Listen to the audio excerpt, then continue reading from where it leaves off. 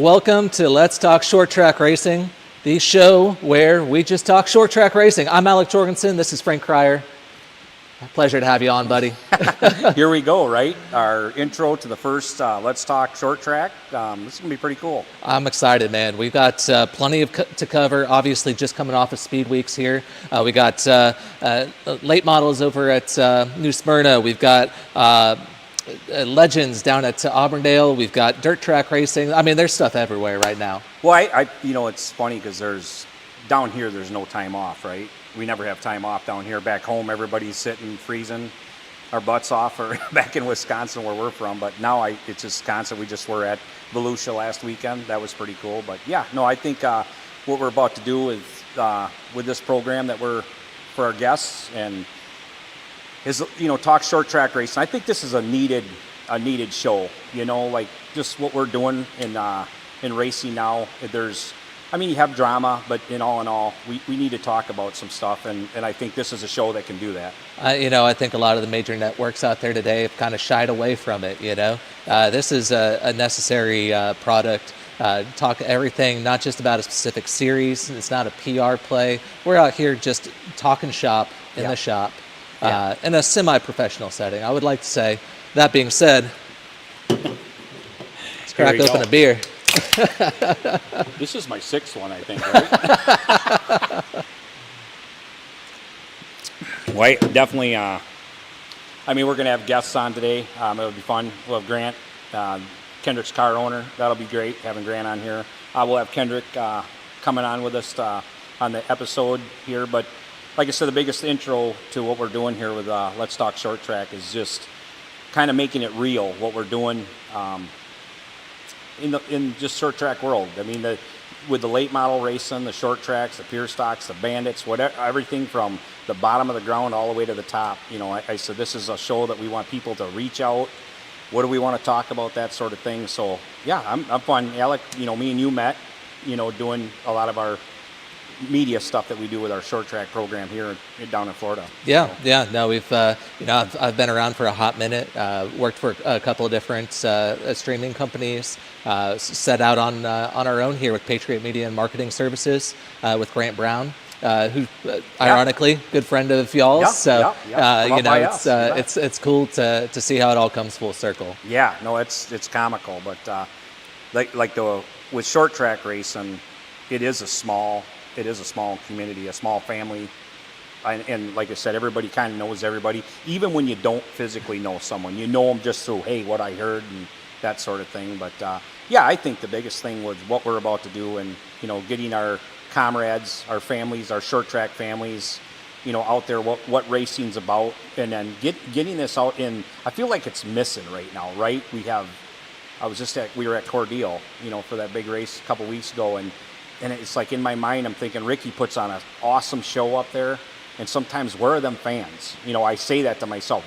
How's this show short of fans? Yeah. No matter what the situation is. So stuff like that I like to talk about. And how do we reach out to them fans and comments and that sort of thing? People have ideas, and this show we can open up about that stuff. Absolutely. At the end of the day, it's 24/7 programming, right? Yeah. You've got to have people watching, tuning in, seeing what everything's about, and there's always got to be something for them to look forward to. You can't go Saturday to Saturday anymore. You got to have that midweek filler. Yep. Hey, here we are. We're here to be the filler. Doing a Wednesday, drinking beer. Hey, no filler in Michelob Ultra. We all know that.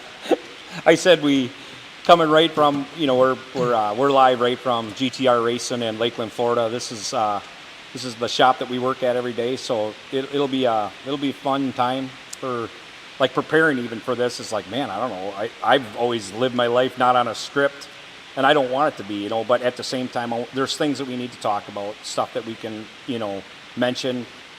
People can comment on what we're doing, and then comment on what they want to talk about. And I said that there's sometimes we might not even be, and maybe it's in the East Coast, or maybe it's in the West Coast, or maybe it's in the North, but hey, we need to talk about this, that type thing. So that's what I'm excited about. And I don't know. This is good that we have the guys in the shop here. We all can do this sort of thing. I I've always felt years ago we've needed something like this. Absolutely. And we're not going to just talk about what's going on in racing. We're going to have live interviews, call-ins, video call-ins from people all over the country. We want your input. Give us a comment, give us a like, subscribe to our new YouTube page, Grant Thormeyer Racing. We're looking to grow this. We're going to keep doing this until it doesn't make sense anymore. Yeah. And maybe even then we'll keep going. Right. I was making a joke this morning. Our advertisers, we have Bassett Racing Wheels, we have Joe's Racing Products, we have Compact, Amy with Compact. With Compass, yeah. Yeah, with Compass. And I said a lot of like what we're doing, and I laughed because one of my sponsors, so how many viewers do you have? I said 3. I go, but we got to start somewhere. Hey, you know what? We'll make that 6. We'll get our moms involved, have them tune in. Yeah, exactly. Yeah, right. All the people back home. We'll get that count up. We've got to boost those numbers. Yeah, we'll get there. But everyone that can, subscribe to our YouTube channel and help us get this up and running. And like I said, I think it'll be a good program. And I mean, let's talk short track, exactly what it is. Absolutely, man. Hey, that's what we're all about. We're going to keep it real, keep it light, keep it fun. Yep. And with that being said, man, coming out of Speed Weeks, what was your biggest takeaway? I'm like, I like the pros. You look at racing right now. You look where the super late models are. You look at the pro late models. The pro late model down here, they're different. The pros down here are basically supers, but they have a crate motor, and most of them have a built crate motor. But this year, most of the series altogether did a nationwide on the stock 604, with a 100-pound weight brake, and you've seen the first 2 cars. I think the Jones car and the Hunter Wright car were on a stock 604 so to me, I look at it like where the stock 604, you're coming from a guy that's a crate motor advocate. I come from selling Chevrolet crate engines with Gandrud Chevrolet as one of our sponsors, and I've sold over 100 engines for Gandrud between 602 and 604s. So my biggest take was, can the stock 604 at 100 pounds compete? And a track like New Smyrna, track like Winchester, them tracks, it's a little tougher. So it was nice to see them guys running up front with them, with a stock 604. Absolutely. It's, we're asphalt late model people, right? So we're going to talk a lot asphalt late model stuff here, but you look at the super races out there. I mean, no big surprise there. Obviously, we had a Donnie Wilson Motorsports out there taking home wins. I mean, any big winners that you can recall from the week? No, I think it was pretty spread out. Like I didn't, to me it was hard to keep up on it because for what we're doing in our shop here right now, we're trying to get a pro done for the Radler. I was hoping to make Ricky's race over at Cordele for the pro this weekend, but we're just not going to be able to do it just because. I mean, you've seen our car sitting here. We've got a bare chassis 10 and a motor in it. We're getting there, but when you get that stuff back, and it's not like you can build it in a week. And our goal is to have it done in 2 weeks here and go racing. But so I mean, as far as I'm a fan of all racing, but I've been so busy it was hard to keep up. Like I said, us to get away on Saturday to go to Volusia to watch the dirt racing. We went to New Smyrna the night it was raining. They did end up racing, but we didn't stop because when we went by there in New Smyrna, it was pouring out. So we went to my buddy's restaurant, Goodrich Seafood, over in Oak Hill, and had a good get together with some friends from Wisconsin. So it was good. Hey, that's always fun. That's what racing's all about. If you can't make it to the track, you're out with your buddies having a good time, right? Exactly. I said that, and then all of a sudden they're racing over there, and I'm like, man, it was sprinkling over here the whole time. So did you happen to get there that night? Were you there on that? I was never able to make it to the track. I was over at Auburndale watching the Legends a race, working with my good friends over at Pit Road TV. And we're having a good time. Jim Smith with VIP Motorsports, Patriot client, and a good friend of mine. He had his program rocking and rolling. I mean, they had 4 wins in the winter. Was it the Showdown Series, Winter Showdown Series with Sadie Parsons, and then turned around and with the Winter Nationals, INEX Winter Nationals, had Matthew LaPrade win 4 times with his car too. So he was hooked up. you expect that with his local track, but hey, he had all the big guns from all up north, North Carolina, kind of coming in, and man, they were gunning at him. That's for sure. Well, that's the neat thing too. I always say, like down here in Florida during speed weeks, all these tracks were busy. I mean, we started over at Citrus. We raced that 10,000 to win race that they had at Citrus Speedway the week, like I think the beginning of that. The speed weeks over there. And then we went from there. Then you have the dirt racing going on. Everything's up. So the kind of right now in Florida was big during that whole time. Where Rex does, that Auburndale's a cool track. We came down years ago with Kendrick and a Legend car, and they do that small car, Legends Series deal for the wintertime. Yeah, and it's kind of like a week-long deal. And Rex does that's pretty cool that Rex does that for the short trackers. Absolutely. I think it's lost on folks that they always think speed weeks, Daytona. Yeah. And we've literally got every form of short track racing going on at the same time. Yeah. And hey, we're here to cover it, man. Yeah. That's ideal. Like I said, at home, it's back in Wisconsin, we have so many tracks racing during the week too. It's the same thing. We have a Thursday track, we have a Friday track, Saturday track, Sunday track. So it's quite it's definitely quite busy in the summertime. Yep. But in the wintertime, they're all focused down here watching, and they're asking us all the time, like, hey, where are you guys racing next? And the biggest thing is just getting this program up to speed, getting it up to where we need to get to and hitting these races. Well, that's going to bring us to our first guest on the other side of the commercial break here in a minute. But Grant Thormeyer, he's put together a huge program with GTR. You look at the shop here, and we got 1, 2, 3, 4, 5, 6 chassis is just sitting right here. So building up a small empire for sure. Walking in here in October, like I said, we walked in here in October, and to get Grant, basically a year ago at this time, Grant just had the building built. Mm-hmm. And he didn't even have the building built. Actually, in May, I think he said the building was getting built. We'll be able to talk to Grant as our guest here to tell how it all got started. But I feel like in a little bit of time, I rolled in here in October. They just had a hurricane, and I pulled in the driveway, and the fence was down around the whole property.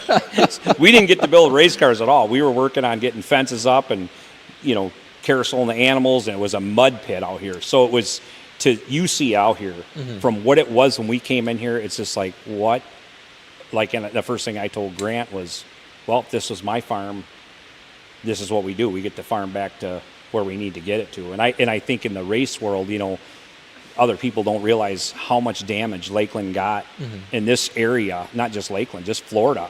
Even coming across the border from Georgia to Florida, I couldn't believe the trees and the damage that was done and how quickly they recover. How quickly Florida recovers from that. It's crazy to me. A lot of damage, the trees, it's crazy insane. But then you look at the property now and you say, wow, we came a long ways. And then now let's get building race cars again. Absolutely. So. And we'll be able to see a lot of the farm here coming up in our future YouTube series. It's going to be launching this Friday. So folks, make sure you tune in to Grant Thormeyer Racing's YouTube page. We're going to keep everything there. We'll have shorts, whatever they call these days, reels. We're going to have long form content, everything that you could possibly need to keep in touch and see what's going on here. I'm excited for this project. I think that we've got a lot to show. I am too. There's a story here, and such a cool story, and I changed my family's life by moving down here and doing this. So to me, I'm excited about it. But as I work every day, I laugh because I don't want it edited. As far as this, because the unediting is just comical here. We have fun. It's fun to be here. Grant and Carrie and the family. Everything that they do here, it's a lot of fun, and it's now getting this thing ramped up to go out and so we can win races and run up front with these guys. But it's like we're taking these cars and trying to get them together and go to these tracks we've never been to, and it's just it's quite interesting. But for me, it's exciting. It's the challenge of it to try to get it going. And a lot of these guys I know.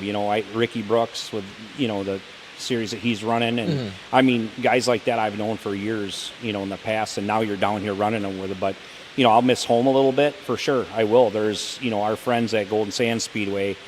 Cody and Shannon, they're like family. We go there every single Friday. We don't miss a Friday, and that'll be weird. Like I would say, no matter what we did in Wisconsin, we raced everywhere. There was still home, and we'll miss that a little bit, but we'll try to hit back when we can. Sounds good. All right. Well, we'll get in touch with Grant Thormeyer here, get him up in the booth here. And in the meantime, we'll go ahead and show a couple sponsor commercials and get things rolling. We'll see you on the other side of the break.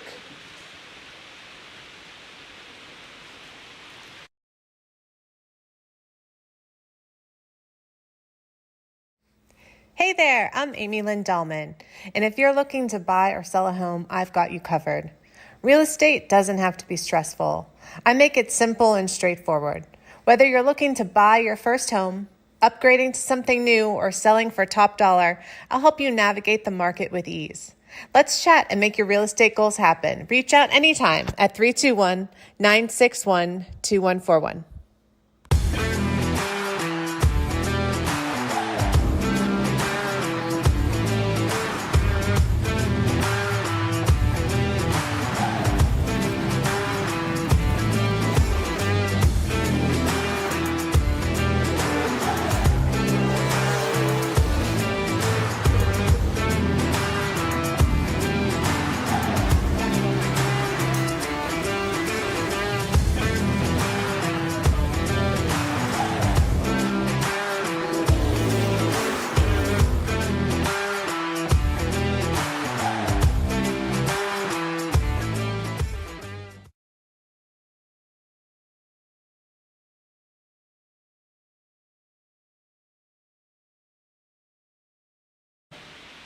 Get our microphones. There we go. All right. Welcome back to Let's Talk Short Track Racing, where we brought on our good friend here, Mr. Grant Thormeyer, the boss man who works underneath the boss woman over there. We all know who's in charge. We know. But we're excited to have you on. Obviously, we couldn't do what we're doing here without you. But we also, we're excited to see what's in store for GTR in 2025. Yeah, I'm very excited on this year. It's amazing how we grew just since last May, and with all the cars that we have, the 6 late models, the super modified, and the big group that we have. Yeah, I think a lot of what we're doing. I mean, it's cool. I want people to know GT because. It's funny, I always tell people at home, they're like, how me and you got hooked up on a phone call from Bill. Yep. Bill called me up and said, Frank, hey, hey, you might want to talk to this guy. He needs, he might need some help down there. What you were doing down there, and when first it was just a phone conversation, and then when we came down, it was real. But I laughed how me and you met, and I never even knew your face until until we were at Owasso, and then And the biggest thing is like I'd like to let people know how you got into racing. What was the thing that you tell me your story here, but letting the people know how you got into it, what you did, the things you've done from the beginning. Well, actually, instead of me going to Tallahassee,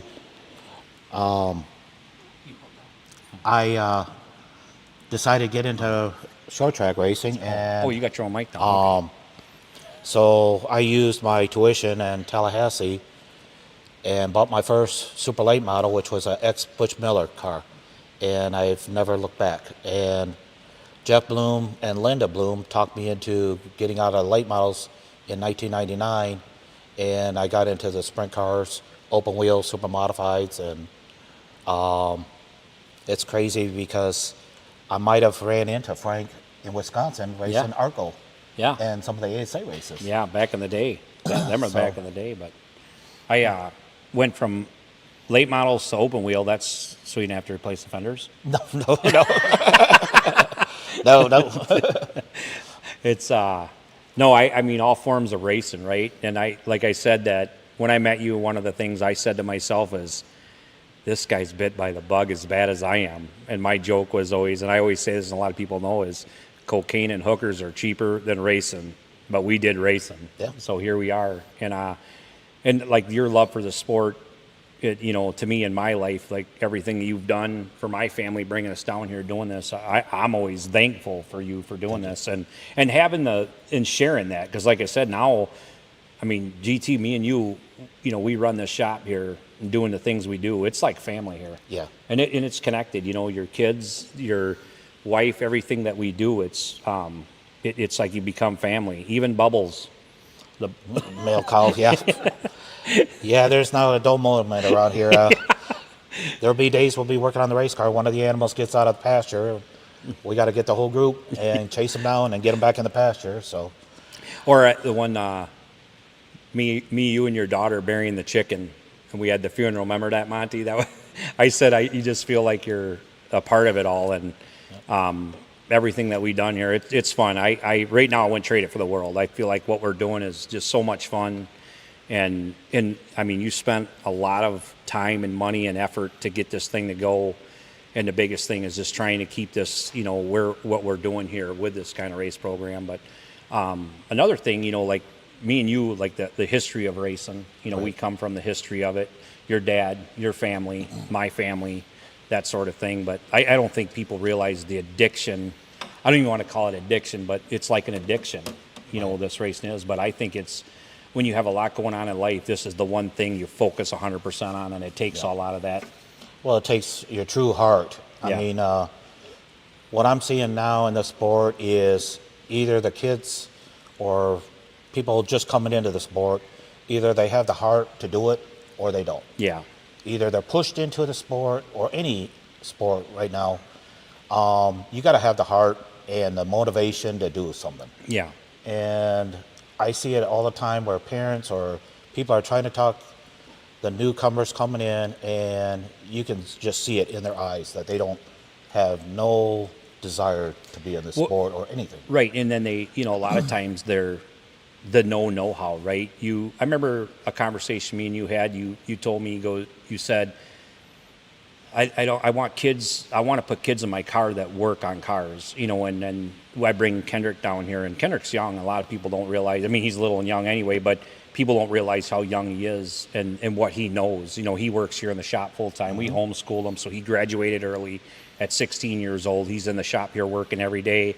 And even the guys that work here even say, like, wow, that kid, he knows what he's doing. And that's how I always said, I told him, you want to do this? You better learn how to do it, otherwise I ain't doing it.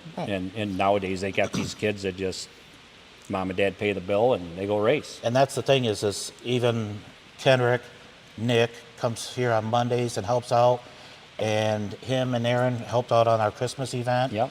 Dodge Calbert came over here and helped. Tyler Landis, Stephen Hollinger. But, here's our up-and-coming drivers that want to be on the program. And they're not just helping us out on the ranch, but they're mingling with other people, getting communication skills, and talking to people. Yeah. The other things we have, a lot of people might not know that the Thormeyer family Christmas. And I said you never understand it until you live it. We got down here, we're putting Christmas tree lights up for a month.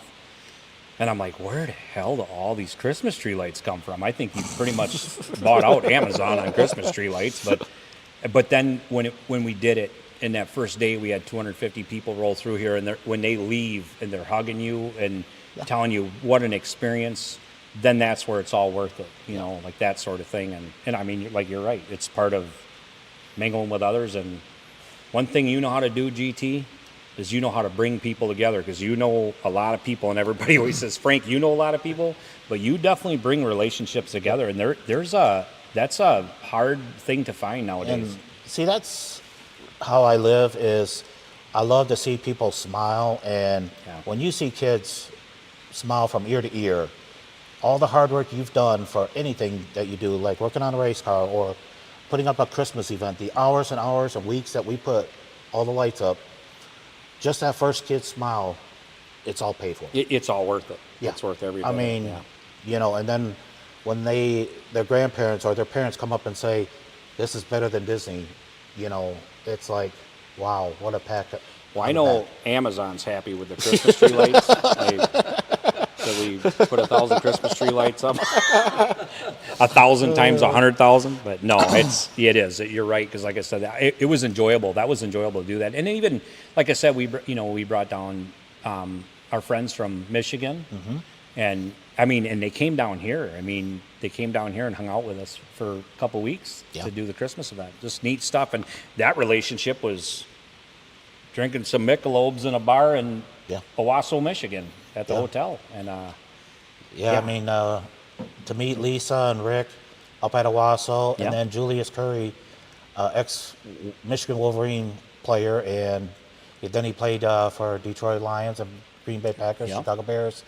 He came down and helped all three of them, and it's like it brought friends together. Yeah, they're all hanging Christmas tree lights, and we all had fun. And it's funny because everybody had their idea too. Everybody had their idea of that, and like I said, sometimes you don't understand it, but like I said, no matter what, the joy of Christmas it's still this Christmas spirit, and that was a great time for sure. Yeah, I mean, with all this being said, I can't thank my family enough for putting up with me on this racing and the Christmas events. I know I'm a very handful to them, but I can't do it without the crew I have here. It's awesome. We do. We have a great bunch of guys right now in our shop, and I do think Carrie comes in and babysits us twice a day because she'll come in. Do we get to bring Carrie on sometime? She's shaking her fist at us right now. Go ahead and toss the break. Yeah, we got a break coming up here. So, Grant, my friend, my brother, I love what we're doing. Thank you very much for everything. And next, after this commercial break, we'll bring in Kendrick and get to talk to him. Thanks, GT. Thank you, guys. Thank you. Hey there, I'm Amy Lynn Dahlman, and if you're looking to buy or sell a home, I've got you covered. Real estate doesn't have to be stressful. I make it simple and straightforward. Whether you're looking to buy your first home, upgrading to something new, or selling for top dollar, I'll help you navigate the market with ease. Let's chat and make your real estate goals happen. Reach out anytime at 321-961-2141.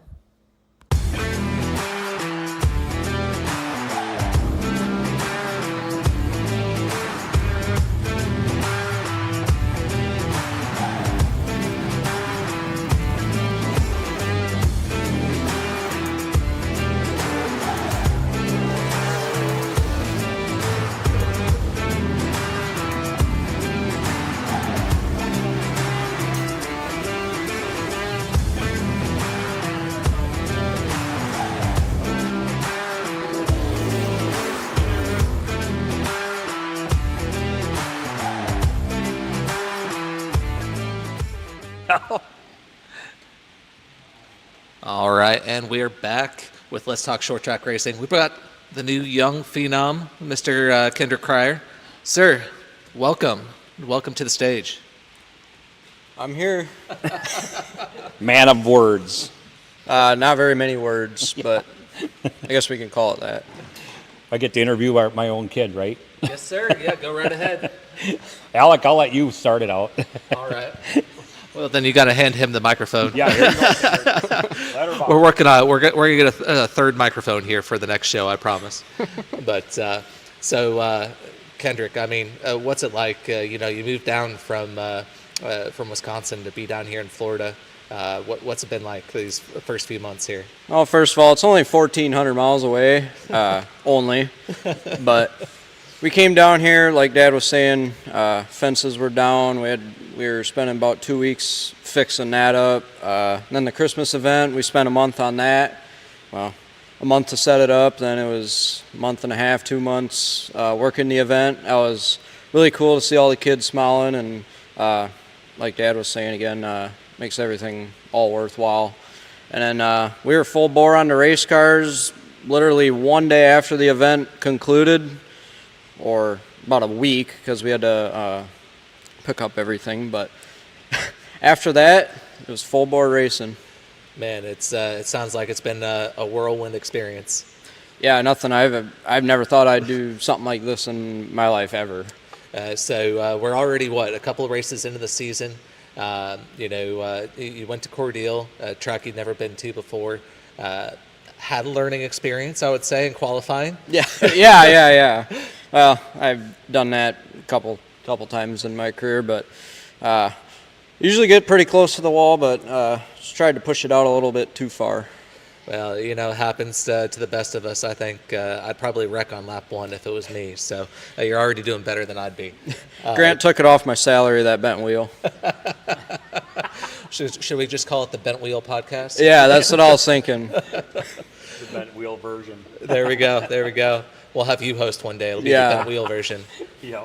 Well, you kind of took one on the chin a little bit at Cordele, but then you came back and hit it hard over at Citrus County. I mean, you look great out there on the track. Citrus, again, the struggle at Cordele, but then we went to Citrus. We kind of figured out setup throughout the week, and we came out swinging, literally. We were top 5 on the charts every practice.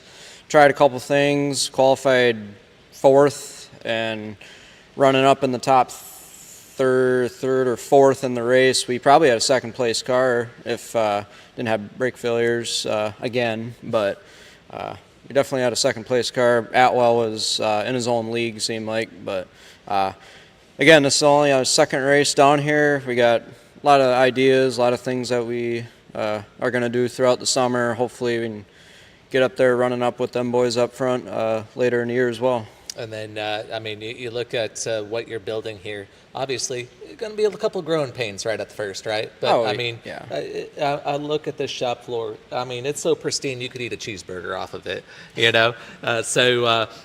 y'all are building a professional program for both drivers, that are young but also hardworking and driven. I mean, what's it mean to be part of this program? Oh, Grant, this is crazy over here, but we're having a lot of fun, learning a lot. I'm doing a lot of things that I don't normally do back up home, learning each day, and I just can't thank Grant and his family enough for letting us come down here and help with the program throughout this summer and beyond. This is going to be a fun ride. Well, I'll go ahead and pass this microphone over to your dad. Give him a chance to interview you a little bit. How about that? Oh boy, what do I got to say? Obviously we do this together as a family. Like I said, the biggest thing a lot of people out there might not know is, we left our race cars at home to do this. And, like me and you doing this together, I always say I lived a dream back home. One of the things, we sit in that bar back at our house, I always used to pinch myself in a way like, man, I can't thank the Lord enough for allowing us to do this as family.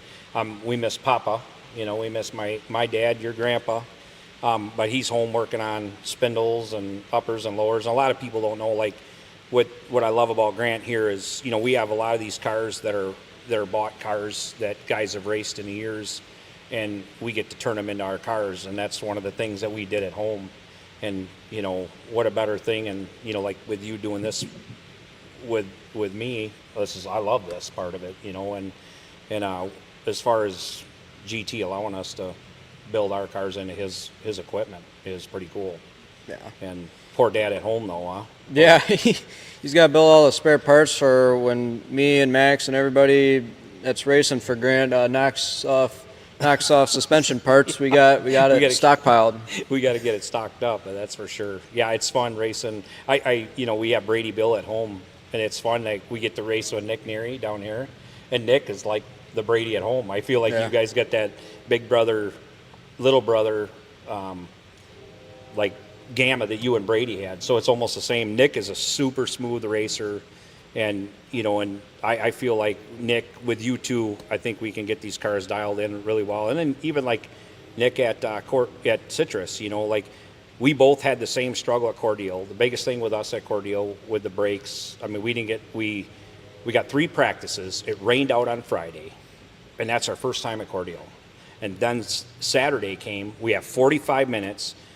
So me, GT, Vaughn, and Mom were working on your car. And all of a sudden you say no brakes.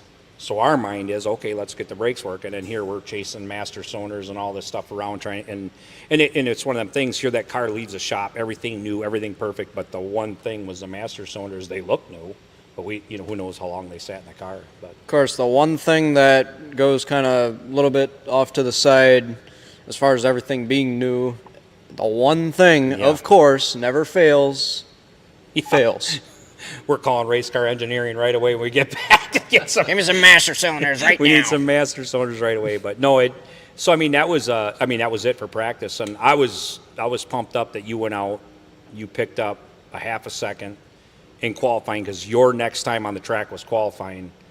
Even though I smacked the fence. Well, but the thing is, you didn't let us down. You went out there and did what you had to do. And I mean, granted, then the brakes went out right away in the race. We came off at lap 22 or whatever it was. But and Nick, like the struggle that we had with Nick's car, there again is a learning experience of what going to that track, what it's like. I feel like, man, every time we go one time to a track, it ain't too long. Our family can usually figure it out. And okay, here's what we need to do at the next time we go. And where Citrus, I feel like a lot of the Citrus deal was kind of, that's a track like home. We have a lot of tracks we race at home. We have a lot of short tracks like Citrus back up home, and it kind of made it a lot easier on us to get the car dialed in a lot quicker. We were out. We literally went out the first practice, and we were like eighth on the board out of 15 cars, and we're like, oh, we got something here.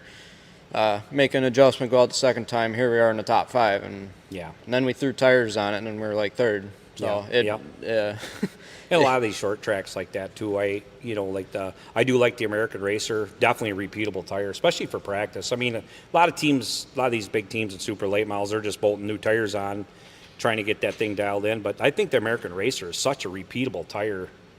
I mean, we don't race them at home, but we do at Jefferson in the Pro Car, the 9-inch tire, the 8-inch tire, I should call it. And we learn that right away, that tire did that. So actually the 10 inches are kind of like that same deal. You can put them things and run 200 laps on them and still dial your car in, where, some of the other tires we've been on ain't like that. So, it was pretty cool. I really like the AR tires. They definitely repeat very well. You can run 100 laps on them, and they're only about a tenth, half a tenth, probably a tenth slower than when they are fresh, brand new.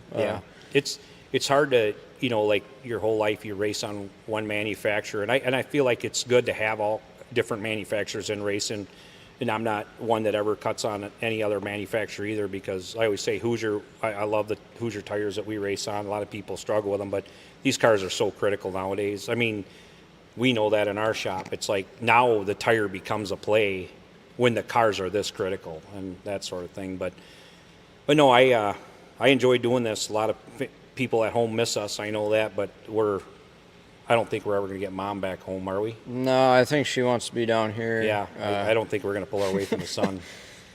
That's pretty much a given that we're not to get Mom back out here. But no, it's enjoyable. We have Max down here, which is another big brother to you, and like family to us. And we have Roger, basically Roger's retired and comes down here and followed us down. It's fun having Roger with us, helping us, and it's just like home when we go racing at home. It's usually me, you, Roger, and Mom, and we're going racing. But it's a lot of fun doing what we do, and there again, we can't thank Grant enough for what we do and being a part of his family. So but these enough, like a lot of times, these interviews like this, just to tell people who we are, meeting with Allick down here, doing what we do down here with Allick. I mean, this is going to be a good time, just trying to get this thing going, and where we're trying to head with the short track program here, what we got, and hitting these races. Like I said, to me, it's just the same world at home. It's the same world. We're just doing it in a different part of the country. 1,300 miles south. Hey, when we left this morning, it was 70. When we left the house this morning, it was 70. I had the window down. And Mom was complaining because it was cold. Yeah, back at home, we'd be leaving the house in the morning. I'd be like, -10, probably. And we got to plow snow for an hour. Yeah, so we get up at 6 in the morning to actually be ready by 8. Yeah, no, it's what goals do you have down here, little man? What do you feel like? I know when I asked you in the car one time, are you having a good time? And you said, we're learning a lot. It's crazy. I don't think that people realize. And I mean, like I said, when we were talking to Alec earlier, I mean, Grant didn't have a building here until May, concrete, and this shop is awesome. I mean, it's awesome. But even getting it tooled up, even getting the tools, and GT never let me down. I mean, we needed something, he got it, and we're so us at home, like we're tinning that car, we're building it. We have Nate with us now in the shop, and Nate's getting the GART car ready for the Rattler, and we're getting the car ready for the Rattler, and we have Auburndale on the 8th, 7th and 8th. We race at Auburndale, test on 7th, race on the 8th, and then we're right to the Rattler, racing over there by Ricky with the Super, and we're going to have 2 pros and 1 Super there. So you'll be running the pro, and me and Jesse Dutilli running pros. Yep, Jesse's going to run the GART car, and then Nick and the Nick Super. is going to be in the Super, and you'll be in the pro with Jesse. Yep. So it should be a good time, and it'll be neat. Even with Jesse, I've never met Jesse. I know him. I've never met him, but he's there again, a guy that's been racing a long time. And I remember back when years ago I was helping Anthony Campy. We raced against Jesse, and he was a wheelman. I remember the years that. So a lot of times that brings experience into the shop too. But I know Nate's getting that car ready to go for the Rattler, so that'll be another one. And I'm excited about the engine programs we got. I mean, we got Hamner engines. Pretty much all our Supers are Hamner. I'll tell you, I'm impressed. What do you think of the Hamner motor? Oh, they got plenty of power, that's for sure. Yeah, I Four feel like barrels. I think we just got to keep restricting them. Let's keep it down. But there again, too, Jeff builds good motors, good power, smooth power. Smooth power. Yeah, really good. And then us down here with the stock Chevy crate motors, we got them in a couple of the other pros. That's what we're going to have, the Chevy crate motor. You got the Hamner Ford. Yeah, I got to add 100 pounds. I got to eat some burgers here. Yeah, I'll tell you, I think the Rattler, people might think I'm wrong, but I think it's going to be tough to beat a stock Chevy crate motor, 100-pound weight brake at a race like that. I've been doing this long enough too. It's, they always want to blame. I always say if there's something to point out, they always want to point the engine out. But at the end of the day, if your car's handling, it don't matter. The power plant is kind of at the end of the race. It don't much matter anyway. But yeah, it's pretty exciting. I went to the Rattler one time. We went there with Cole Anderson way back in the day, and I was just a youngin' back then. Yeah, you were just a punk ass, and then I still am. What the hell? Yeah. Do you mean? But no, so it'll be fun now doing this with you doing that. So I'm excited, and this is gonna be good. We'll give her, but we're gonna be hitting to our next commercial break here, and then we'll be bringing the next guest in, Nate. We're gonna do like a tech talk thing. I think a lot of what we want to talk a little bit about, kind of what's going on in the race world. I'm a hands-on builder. And a lot of times, when guys make rules, some of the, and a lot of my friends that are in that world are my friends. So it's like, I get along with Ricky Brooks really well. I get along with Rick Turner, Rick Turner up in CRA. So there's a lot of guys I talk to. But after this commercial break, we will get back to you guys and we'll talk tech.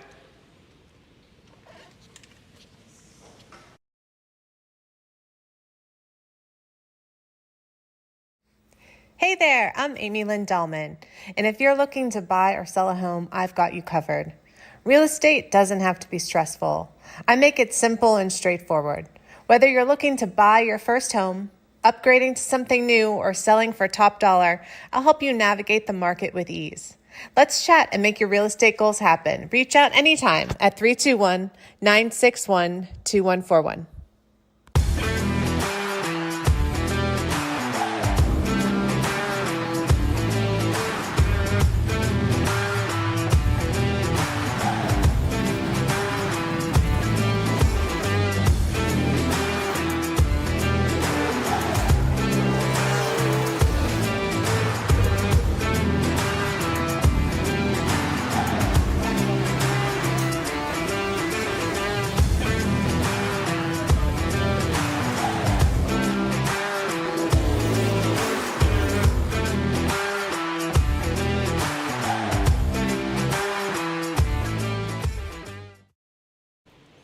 We're live, huh? I guess so. Jeez, do you hear the echo? Yeah. It echoes out. Today I have with me Nate Stedman. Nate just started with a shop here a couple weeks ago. Nate, you've been with a lot of different race teams. Actually, I just want you kind of introduce yourself so kind of people know who we are. I mean, people kind of know who I am. I until they find me live on this and they find out I'm in the U.S. Post Office under the reward thing, or wanted. Or the IRS. Yeah, I don't have that yet. But yeah, I'm from a small town and from Elkhart, Indiana. Grew up racing my whole life pretty much, and moved to North Carolina when I was 18. Went to school, and then worked for some late model stock teams there, and went Xfinity car racing. Then went truck racing at Thor Sport for 4 years. Then Furniture Row. Won the Cup championship there. Then I went and played with Indy cars at Andretti. Won 2 championships there. Then moved down here to work on super late models at Ben Kennedy Racing. And then I've done that for the past 5 years. And about 2 weeks ago, Grant gave me a call, and here I am. Yeah. No, you told me your story, and me and you, just working here in the shop a little bit, and then we drove home. That day I drove you to your house or whatever. Yeah. It was cool because I feel like I go, man, Nate knows his stuff, and and like a lot of what I do here, where you're looking at what I do with these cars. Sometimes I don't have have that other eyes to look. My dad was that, and you obviously see we just do our own thing, and that's what it takes. Yeah, and I said a lot of times, when we build our own spindles, our own uppers, our own lowers, our rear suspension, and do the things that we do, and I always felt that, man, sometime it'd be nice to have a guy around that can see this. And when I listen to you and me and you were talking, I'm like, man, this is the guy. This is the guy that kind of understands a little bit. And I feel like in time, we're going to be dangerous. I think. I agree. Yeah, I feel like we have right ideas, and there's this whole mop of stuff that we want to do, but it's getting to do it. But first, we got to just get out there and get our cars rolling. Yeah, absolutely. And we're then, going to have some fun and win some races. Yeah. I mean, you crew chiefed the Nick Neary car at Citrus, while I had Kendrick's car. And, I mean, both them cars were fast. 2 different cars. I mean, we want to get Nick's with my stuff in it, but we closely took and manipulated as much as we could to get that car out there. But I feel like we're going to be a good fit for what we're trying to get done. But at the same time, when we talked about doing this, neither one of us would never thought we'd do anything like this. But No. I feel like in a way, when me and you talk tech talk, we understand racing.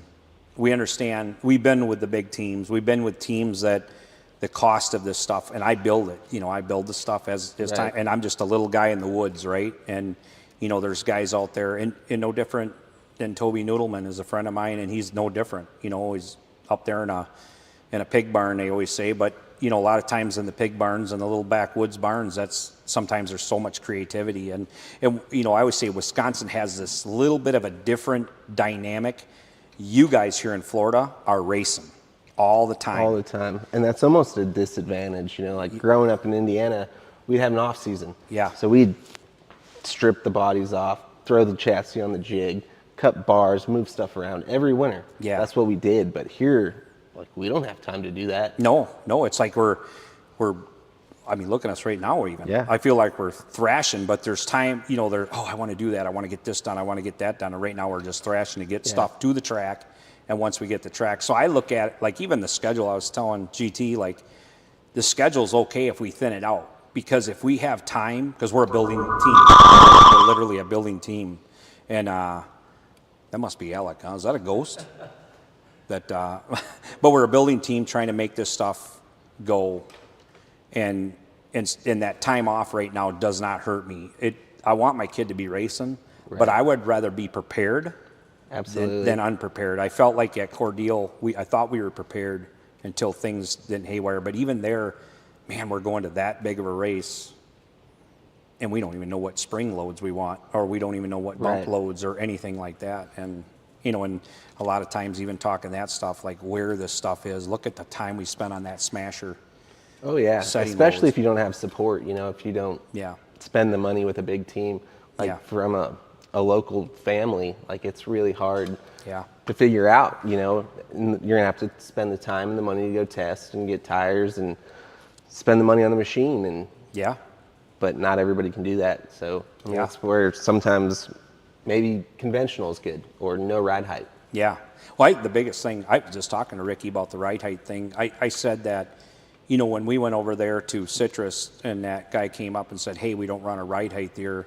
Look how excited we were. Oh, yeah. Because I was like, wow, this changes everything. Because at first you have the dynamic to get the car to go through tech at this height and then now get the car here. And when you're them big teams, you're figuring all that out. No different we are. We're working on that.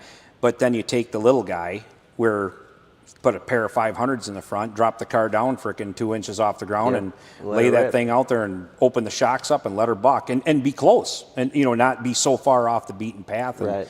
and I think a little bit, if that's missing, at home we have that. They do at home the Midwest Tour and all the super late model racing is a no ride height, or they always say commit. You know, so when you go to the tech shed, hey, I'm a no ride height car, but in the top 5, they take the top 5 out and they say, okay, they put them on 4-inch blocks and everything Yeah. gets checked off that. I mean, you were talking about that. Yeah, And- that's the same way out in Colorado. You know, their rule is that you just can't come over the scales. As Yeah. long as you don't drag hitting the scales, You're good to go. Yeah. And check everything at a 4-inch at Yeah. the time it needs to be checked. Yeah. I said we all build our cars. I always say the joke and the history of it was I remember asking a lot of older racers like, hey, when the hell did the ride height thing come into play? Because, man, when you looked at Randy Sweet's car It was back down. and Dick Trickle's, them cars were slammed on the ground so Yeah. far low and they had the big long noses. And then Fran Preste built the first 5-star. It wasn't a template body, but it was a bodied car.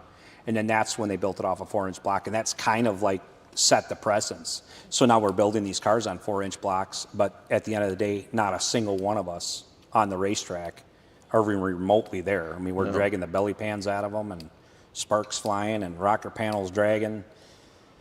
And that's where I feel like, why don't we just tech them on 4-inch and just be done with it? And I feel like the whole country's about there, because I was talking to Jason Ricker over in the Pass Series, and he was saying that they're there. You know, a lot of them guys. that's a good thing. Yeah, and That's I a good feel thing. like if we that. could get the Southern Super Series on board or the ASA Series, they all just need to come together And just say, hey, this is a nation, just like they did with the crate motor. Yeah. I mean, with the stock crate motor, 100-pound weight brake, they went nationwide. They just ought to do that with the 4-inch block Yeah. roll, you know, and you commit to it. If you're a guy that wants to travel the car, then that's what you commit to. But if you're the guy that wants to come in from the outside, you take a smaller team. Right. You know, But they would get more cars doing it. Yeah. Because the local people could show up and race. right. Yep, Like- the local tracks have no ride height, and then this tour comes in, and they need them 5 to 10 guys. Yeah. You know, they need them cars, but you look at them and they're like, okay, I got to go over here and get my shocks built by, Yep. you know, somebody to make sure they're up here, and then it's down here. You know, it's just I was telling Ricky, I said I was looking at Nick's bump stop package. I'm looking at this thing like, okay, this is what you run here, and this is what you run here. Like, it ain't even the same bumps. Right. And it's like, yeah, I got to run this at this track, and then I go over here and I do this at this track, and I'm like, I always feel like bump stops were I come from, you know, 90s and late model Right. racing, and I feel like if I look at the demise of short track racing, where we lost I'll just say the drywaller plumber, you know, that had a race car in their garage with their Yeah, kid. they go home from work and they get to work Yeah. on their stuff. Yeah. Those guys, they've been weeded out. They have been, and now this stuff is this high tech. Yeah. And I mean, like, we get paid to work on super late models. yeah, yep, And if you don't drive for somebody, like, it's hard to keep up. Yeah. Because we do it for a living. right. And look at us, we're playing catch up on the knowledge that we Oh, yeah. carry. We're playing catch up to get the cars to run up front, and we'll get it. But in time, it's just look at the money spent testing and all that. But how does that outside guy, how does that drywaller and his son, how do they keep up with this? So then there's that big separation, Yeah. you know. And even my friends at home. I mean, I got friends at home that race late models, and they work every day, you know, and then they try to keep up to this, and they show up to the snowball derby, and they're not even on the map. And Right. it's sad because Yeah. man, they're good drivers. You Yeah. know, they're good cats. I knew a guy from Colorado. He was dominant out there. And I had some friends call me and ask, hey, what do you think about him coming out to the Derby? I said, he's going to get his feelings hurt. Yeah. And sure enough, he didn't make the show. Yeah. Got And his feelings hurt. And the money spent. The to money do that. spent to Yeah. go to that one race. Yeah. And the testing, you know, people attest there All year long. all year long. They'll run the Blizzard Series. Yep. Then they'll show up for a week and test the week before the Derby. I mean, you could easily spend $75,000 to go to that race. Yeah. I agree Easily. with that. Yeah. I remember the time, when we went, and Anthony's a friend of mine, the 81 team, and he's no different. He's a little guy, really. He's a little team. People Yeah. don't look at him like they're a little team, but they're bigger. I mean, they're full-time. This is what they do for the years it took them up to get there. But man, the money they spent even at the beginning testing. I remember even when me and him were testing, we would go test with him. So we had and you take that money, To have whereas a baseline. that's spent over here. That customer didn't spend it, so that had to be done. So even with him, just Yeah. trying to get up to So that, you know to what that you got league. when you get there. And like I said, where you got teams doing like that, where it's no different than GTR here. What we're trying to do with these, with these kids. But no, I feel like our little podcast here, the Tech Talk thing. I'd love that for people to comment in what we could talk about, especially in this corner. I mean, we have a lot. We always say we have a lot to talk about, but it'd be cool to get a Ricky Brooks and a Bob Sargent and some of them guys. What's their thoughts? What's their thoughts on Ricky? I feel like when I talked to him just this week about the ride height thing, he's there. They're there. He said they've been talking about it a while anyway. So I feel like once it gets going, it'll. I think the racers just need to get more involved and be like, look, this is what we need to do. Yeah. Like if you want to run bump stops, cool. But Yeah. you shouldn't have to be forced into it. Yeah. Or having 20 different shocks. Yeah. Like Yeah. you could have, if you have 20 different shocks, that's probably $25,000. Yeah. Look at our shock program. You open the bump spring package and the bump rubbers and the red and the blues and the springs, and I'm like, holy it's cows. like what normal average team can go spend $25,000 just on shocks? Yeah, yeah, literally. And then, like you're saying, you buy the smasher and you buy all this stuff, and man, I miss the days where he just threw a set of Carrera shocks and we didn't even know what the hell they were, and we threw some springs You just on there. made it work. I miss those days, and I know they're far gone away. I mean, guys try to go to a one shock deal, but even we were talking about the critical of the tire. Me and Little Man were just saying that in the last segment. These are where the cars are at. Did we bitch about this much tire issues back when you were on springs? No, because the springs were so forgiving. Right. And it forgave it. But now the tire is a major factor. Absolutely. And you can't get the same one twice. No. They just can't figure it out. No. And so we're all raising our hand and yelling at the manufacturer. And I feel bad for the manufacturer. Me too. Because I wouldn't want that job. No, and I mean they're here it is. This is the ingredients in the soup. I put it in the tire, and one guy gets a bad set, or let's just say it wasn't a bad set. Let's just say it didn't go his way, because we don't know his bump, we don't know his package, and it might have not went his way. This tire was this, that tire was that. But I feel like that where the tires. I mean, I've had bad tires in my career. And even on the spring package stuff back in the day, it's like, wow, what just happened? But a lot of times it's like on where we are with these cars, on the critical numbers that we're hitting, that's a major factor. It's a huge deal. And it'll take, there again, you take the small team, how long can he do that before he's depressed about it and just says, I'm done? And then you take these big races and you got 16 cars show up, 17, 20 cars. And it's tough. And no matter what, too, even...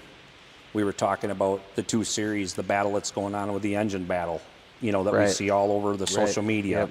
And, with the new heads. Yeah. Weight breaks. They need to be working together no matter what. No matter what. I think in racing, it all has to work together. We don't agree with everything, but if we're not working together, we can hurt what's going on. Oh, absolutely. And then a promoter will wonder why there's 12 people in the stands. Yeah. Because when you got the war on the social media, I'm not going to that stuff. They're all bitching about, I don't know, that sort of whatever thing. it is. Yeah. Or there's just 15 cars. Yeah. Like who wants to go watch 15 cars go race? Yeah. I don't. No. Exactly. Especially if they're going to charge $40 to go sit in the stands. Yep. I'm not taking my son or daughter there. Yeah. But no, I think this segment will, this Tech Talk thing, I think every 15 minutes, every Wednesday, if people can comment, subscribe, and then comment, like what maybe you want to hear. We probably have a lot to say. Oh, I'm sure. A lot to say what we need to say, but I can't thank people enough for joining with us and seeing where this goes. Be good to us. This is our first unscripted.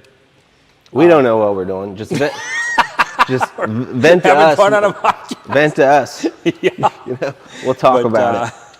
That's it, Alec, right? That's it. We'll check out our sponsors here, and I do want to thank Bassett Racing Wheels for being part of our program, and then Joe's Racing Products. There'll be many more, but thank you for listening, and we'll see you next Wednesday. Hey there, I'm Amy Lynn Dahlman, and if you're looking to buy or sell a home, I've got you covered. Real estate doesn't have to be stressful. I make it simple and straightforward. Whether you're looking to buy your first home, upgrading to something new, or selling for top dollar, I'll help you navigate the market with ease. Let's chat and make your real estate goals happen. Reach out anytime at 321-961-2141.